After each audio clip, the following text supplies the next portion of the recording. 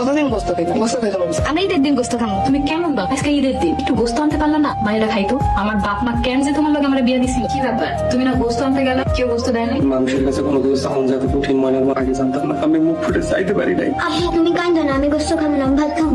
আল্লাহ আমাকে মধ্যবিত্ত বানাইলো, গরিব বানাইতো, তাও চাইতে পারতাম। মন খারাপ করো না, আশেপাশে অনেক ভাড়াটিয়া কোরবানি দিস, কেউ না কেউ গোস্ত দিতে পারে। কত আত্মীয় স্বজন কোরবানি দিস, এখানকার ভাড়াটিয়া গুলা কোরবানি দিস, কেউ একটা বার খোঁজও নিল না। এই শহরে কেউ কারণ আমার আল্লাহ কেউ মনে হয় গোস্ত দিতে আসছে, যাই গোস্ত নিয়ে আসি। একটু গোস্ত দিবে, আমরা মেলা গরিব মানুষ, একটু গোস্ত দিলে আপনার লেগে অনেক দোয়া করবো।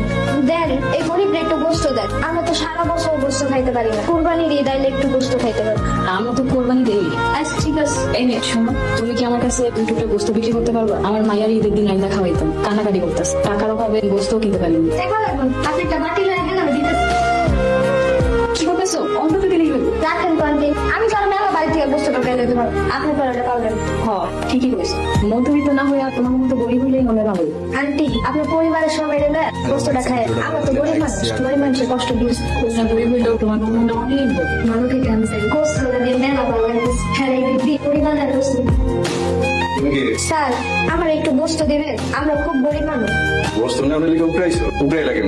গেট খোলা ছিল, এই সুযোগে ঢুকা পড়ছি। স্যার স্যার স্যার আমার গোস্ত লাগবে না, আমি চলে যেতেছি। এই বস্তির মায়াটা উপর ঢোকেন কাম তো ওই তিনটাই তোমার, খাও ঘুমাও আর বাথরুমে যাও, দাঁড়ানি করবা কখন? তোমার চাকরি কিন্তু নট করে দেবো, বুঝছো না? আপনি দেখো কিনে আসছি। গোস্ত করে পাইলা বাড়িওয়ালা দিছে? না, বস্তির এক টোকাই মেয়ে দিয়ে গেছে। তুমি টোকাই মেয়ের কাছ থেকে গোস্ত নিছো? মায়াটা অনেক ভালো, আমার জোর করে দিয়ে গেল। গরিবের দুঃখ গরিবের গোস্ত। যাও মানে রান্না খাও, তারপর আমরা সবাই এক লাগে খাবো। আপা নাই নাকি? আপা কখন গোস্ত রাখবো, কখন খামো?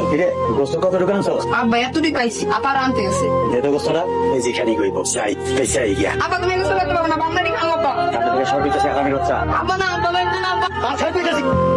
কি হয়েছে ভাই, তুই কাঁদতেছিস কেন? আব্বা সব গোস্ত লেগে গেছে, লই আমি বেঁচে নিয়ে খাইবো। আপা আমাকে গোস্ত পেছনে এসে খাইবো? কতদিন পর গোস্ত খাবো ভাবছিলাম, আর খাইতে পারবো না। থাক ভাই কান্দিস না, তুই আমার লাগে, আমি তোর গোস্ত।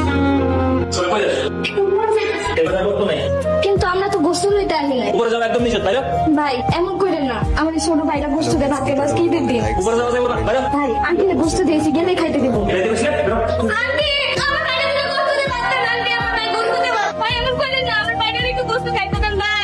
আমার গোস্ত খাওয়া নাই। থাকতে মন খারাপ করিস না। আফা রান্না করে গরু গোস্তের ঘেরান আইতাছে, কি যে মজা রে আফা।